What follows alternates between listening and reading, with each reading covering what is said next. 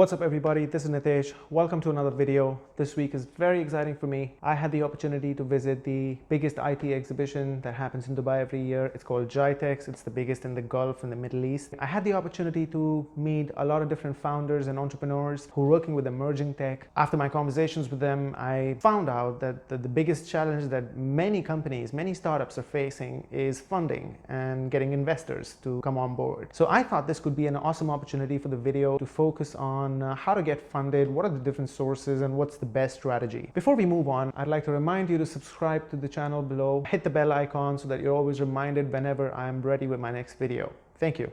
So, getting funded is as important to a startup as the business idea or the product itself. One of the biggest reasons why startups fail is not having the adequate amount of funds at the right time when it's time to scale. And not just that, sometimes having too much funds, having access to a lot of money too early could be a potential reason to fail as well. So having money and having it at the right time is crucial to the success of a startup. In this video, I want to talk about the different strategies that a startup can focus on, can apply, an entrepreneur can apply to getting funded. There are plenty of sources available to a startup to get funded. To start with, there's the founder's capital, the savings and everything that the founder has to put into the startup. But not just that, you can always access loans from banks and private lenders. There's also incubators and accelerators that are in trend. And these accelerators can literally accelerate your startup and hyperscale it when the startup is ready. There's also angel investors, there's venture capital firms, there's private equity. So there are lots of different sources available, and I think most of the entrepreneurs today have a pretty good idea of where to get funding from. But the big question is, what is the right strategy, the right method, the right way to approach these investors? And that's what we're going to focus on today. So let's dive into the 5 best practices that successful startups have used in the past to approach investors and funding. So the number one piece of advice that I could give to a startup or an entrepreneur is to have a strong vision. A startup should not just focus on what it's supposed to do today. That's the mission. But it's also important to know where the startup is going.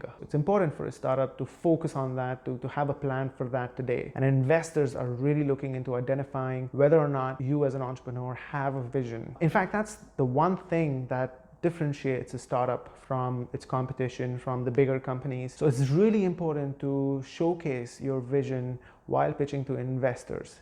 Apart from having a strong vision, it is equally important to have a strong management team, an excellent team. Investors want to see that the core processes of building a startup are handled by different people within the organization. If you are an individualist and you believe that you can do it all and only you can do it, then that's definitely a wrong attitude towards getting funded. Investors are not going to be interested in listening to your story if you're the only one involved in your business. Do not pitch investors unless you have a team, until you've invested in getting the right team and putting it together. And that's what investors will be interested in as well. Number 3, define the problem and then the solution. You're not a startup if you're not trying to solve a problem that exists in the market. So talk about the problem, elaborate in details, and then focus on the solution. Number 4, talk about your customers' experiences. The best time to pitch to investors is when you have customers. If you have customers, then you can get testimonials and references from them and leverage that to win investors over. Also, if you have customers, means you have KPIs and metrics in place, which are good measurement tools for your startup's performance, and that can put you in a better position to convince investors.